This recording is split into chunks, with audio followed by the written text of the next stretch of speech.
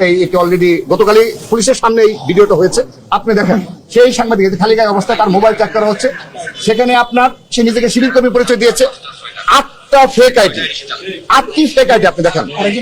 আরো কিন্তু 5-6টা সে করেছে, রিমুভ করেছে, কিন্তু এগুলো রিমুভ করতে পারেনি। 8টি ফেক আইডি ওসির রুমে। এই যে দেখুন আপনারা 1-2টা সংবাদ মাধ্যম রয়েছে যারা এই ধরনের ইথিক্স ফলো করেন। এই যে তার মধ্যে আমি একটা দেখালাম, আপনার আরেকজনকে দেখুন আপনারা দয়া করে। আমি আরেকটি দেখাচ্ছি, তার আরেকজনেরটা, সেখানে 7টি ফেক আইডি। তার পাওয়া গেছে 7টি। এই দুজনকে শাহবাগ থানায় আমরা সুপোর্ট করে চলে এসেছি। তাহলে আপনারা বলুন, এটা কি সাংবাদিকতা? 7টি ফেক আইডি।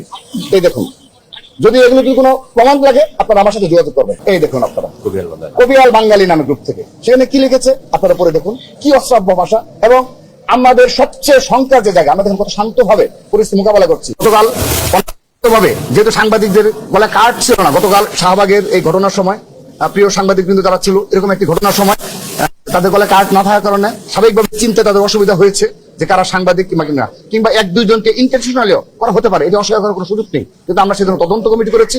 আমরা কথা দিচ্ছি, আমরা চেষ্টা করব সঠিক তদন্তের মাধ্যমে আমরা ব্যবস্থা নেওয়ার জন্য। কিন্তু গতকাল শাহবাগে এই সাংবাদিকদের মাঝে 2 থেকে 3 জনকে পাওয়া গেছে যারা সাংবাদিক পরিচয় সেখানে একটা বিশেষ উদ্দেশ্য হাসিলের জন্য গিয়েছিল। পরবর্তীতে আইন শৃঙ্খলা রক্ষাকারী বাহিনী তাদেরকে আটক করেছে। আপনি দেখেন তাদের একটা সেরকম একটা লিঙ্ক। এটি অলরেডি গতকালই পুলিশের সামনে এই ভিডিওটা হয়েছে। আপনি দেখেন সেই সাংবাদিক খালি গায়ে অবস্থায় তার মোবাইল চেক করা হচ্ছে।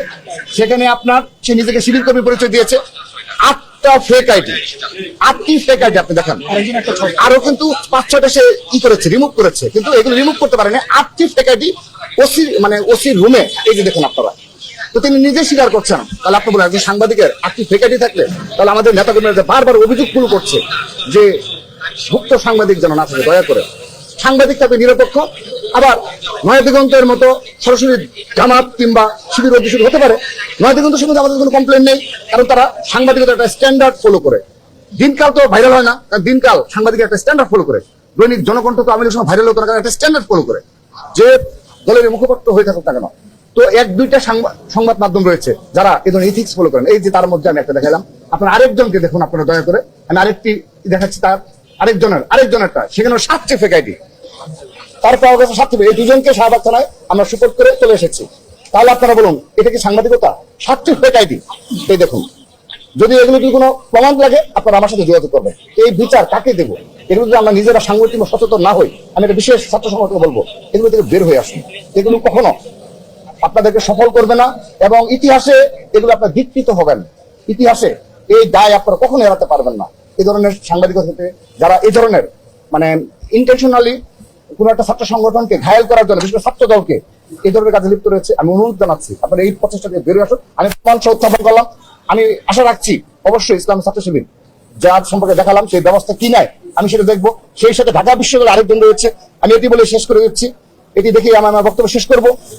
আপনি দেখেন কি অশ্রাব্য ভাষায় সেখানে এই যে, এই দেখুন আপনারা, কবিয়াল বাঙালি নামে গ্রুপ থেকে। সেখানে কি লিখেছে আপনারা পড়ে দেখুন, কি অশ্রাব্য ভাষা। এবং আমাদের সবচেয়ে শঙ্কার যে জায়গা, আমরা দেখুন কত শান্তভাবে পরিস্থিতি মোকাবেলা করছি। আপনার যত যাই ঘটুক, একটি ঘটনা ঘটলে সরাসরি জনাব তারেক রহমান কিংবা জাইমা রহমানকে নিয়ে তারা এই ধরনের বিকৃত রুচির পরিচয় দিচ্ছে। কেন? অর্থাৎ তারা স্থিতিশীল ক্যাম্পাস চায় না, স্থিতিশীল বাংলাদেশ চায় না।